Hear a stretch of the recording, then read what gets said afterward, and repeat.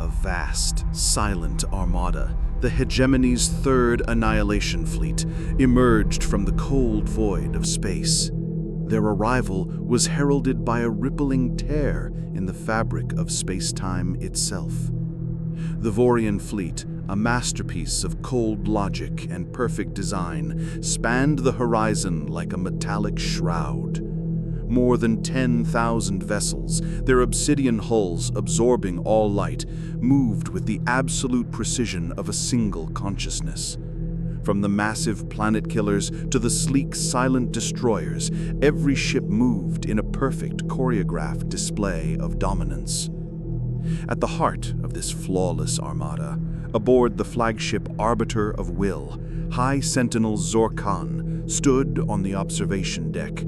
His figure, tall and gaunt, was defined by skin like polished granite and two piercing, luminescent green eyes that burned with cold intellect. His expression was perpetually unreadable, his mind focused on the complex, collective computations that governed the fleet. Behind him, officers moved with flawless, synchronized efficiency, each a part of the greater hegemony. "Report," Zorkan commanded, his voice a low hum that resonated with the weight of absolute authority. "Scanners have completed the initial sweep, High Sentinel," a strategist unit designated Korla replied. The officer's uniform, marked with the insignias of countless conquered worlds, shimmered faintly. "The third planet, designated Terra, is orbited by rudimentary satellites and small, non-threatening stations. The primary world itself displays a mix of unremarkable atmospheric and surface readings, technologically primitive." A faint, data-backed smile curled on Zorkan's lips.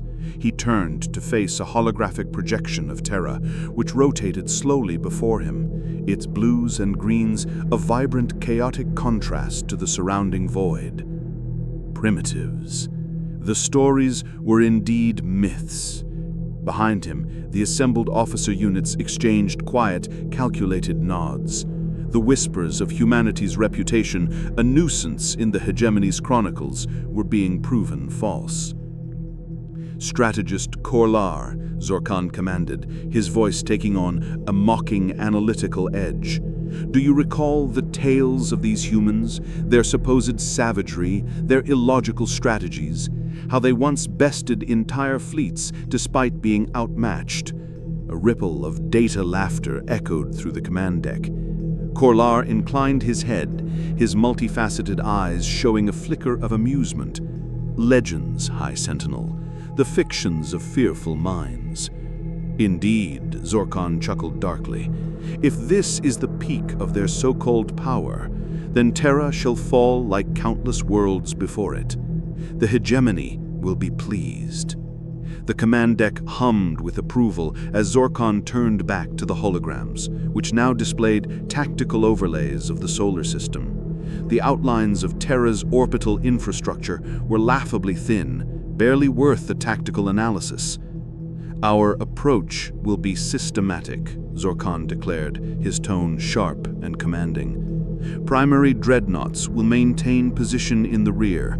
Vanguard ships will form an overlapping wedge as we advance toward the third planet. Every vessel must ensure its targeting arrays remain operational." "And what of potential defenses, High Sentinel?" Korlar interjected, his voice a cautious data packet. Zorkan's tone grew cold, cutting Korlar off. "I do not underestimate, nor do I entertain fantasies. We will proceed with overwhelming force." As his orders spread through the fleet, the vast armada shifted. Engines ignited with synchronized bursts of plasma, their collective glow resembling a second artificial sunrise. The fleet began its deliberate descent, cutting through the silence of space with all the inevitability of a planetary collision. As the fleet pressed on, a subtle fluctuation began to ripple through the sensor arrays. "High Sentinel," Korlar said, his voice clipped as he examined the readouts before him. "Our long-range scanners are detecting irregularities, faint energy signatures, localized but inconsistent. They do not match this system's natural phenomena. Zorkon's luminescent eyes narrowed. Anomalies, yes, but inconsequential. Filter out the noise. This system is primitive, as are its eccentricities. Do not let such distractions slow our advance. Korlar inclined his head and returned to his station. But the energy signatures, though weak, remained stubbornly present. He suppressed the unease growing at the back of his mind. Then, the first crackling distortion broke through the command deck comms. "High Sentinel," a communications officer announced. "An incoming transmission. It's coming from Terra." The declaration froze the room. "Human," Zorkan hissed. "Play it." The transmission began, stark against the hum of the Arbiter of Will. A single voice emerged, calm and deliberate. "This is Admiral Lena Thorne of the United Human Fleet. Your presence in this system is unauthorized. State your intentions and reverse course immediately." The Vorian command deck erupted into quiet, cold laughter. Officers exchanged incredulous glances, shaking their heads at the audacity. "Admiral Lena Thorne," Zorkan repeated mockingly. "Their arrogance matches their naivety." "Shall we respond, High Sentinel?" Korlar asked. Zorkan stepped forward, his presence filling the room with unspoken authority. "Send this," he commanded, his voice dripping with disdain. "This is High Sentinel Zorkan of the Vorian hegemony. You stand before the might of the First Annihilation Fleet. Surrender your world, or it will be erased. The Vorian do not parley with inferior beings." The message was transmitted, and the officers on the deck watched for a response. Minutes stretched into a tense silence, broken only by the rhythmic beeping of the fleet systems. When another response came, it was unnervingly steady. "High Sentinel Zorkan," Admiral Lena Thorne's voice replied, unchanged in tone. "You are advised to withdraw immediately. Failure to comply will be met with appropriate measures." Zorkan's expression hardened. "Appropriate measures," he turned sharply, addressing the room. "They pretend to stand against us. This will end swiftly." The Vorian fleet reconfigured its formation, the vanguard pressing forward with an offensive wedge. Vorian warships assumed precise attack positions, bristling with the power that had subdued countless civilizations. Reconnaissance drones darted ahead, scanning the path toward the Moon and Terra. The Vorian officers regarded the operation as a formality, expecting no significant resistance. But as the fleet crossed the Moon's orbit, Korlar stiffened. His station erupted with warnings as energy readings surged across his console. "High Sentinel," he barked, his calm demeanor slipping. "We're detecting concentrated power signatures emanating from several points just beyond the Moon." "Weapons?" Zorkan's gaze snapped to him. "Unclear. They are anomalous, unlike any terrestrial emissions previously recorded."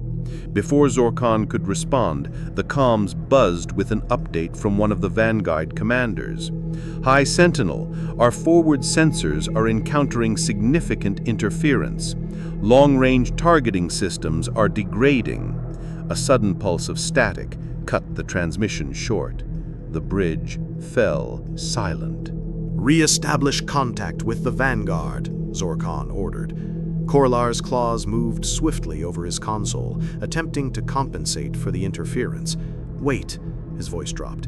"There's another transmission. Human." The new signal played once again, carrying Admiral Thorne's steady tone. "High Sentinel Zorkan, this is your final warning. Leave our system."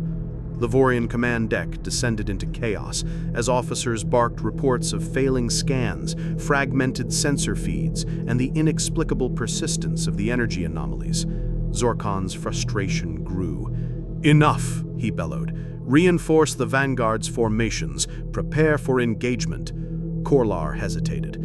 "High Sentinel, the humans are aware of us. Their warnings are not without weight. Perhaps we should—" Zorkon shot him a withering glare.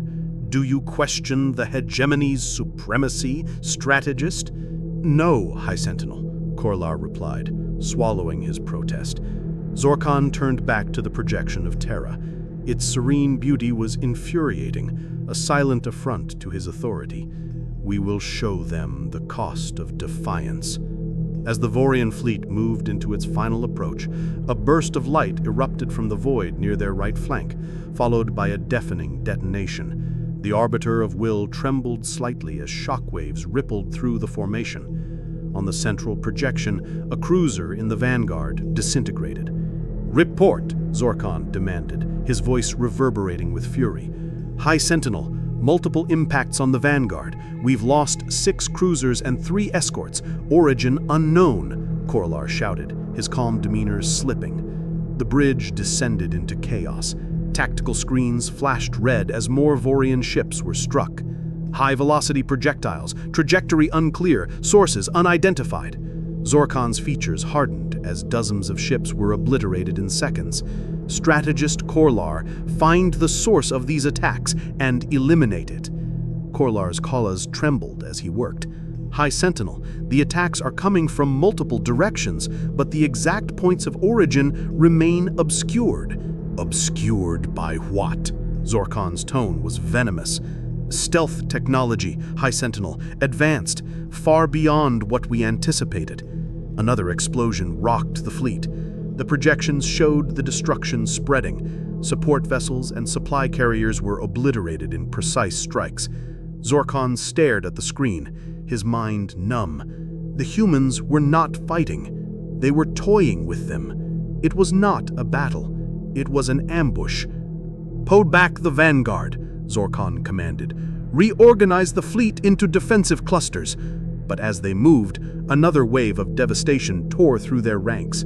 "High Sentinel, our analysis confirms multiple attack vectors, Mars, Saturn's rings, and hidden installations within the asteroid belt." "Mars?" Zorkon hissed. "That lifeless desert?" "Not as lifeless as we believed," Korlar replied grimly. "There are concealed installations hidden within the terrain and orbital debris. Their strikes are coordinated, targeting our weak points." Zorkon's fury boiled over. He slammed a fist onto the railing. "Enough! Deploy all reconnaissance drones. I want those installations identified and destroyed." The Vorian drones swarmed toward the suspected attack sites. The ambush intensified.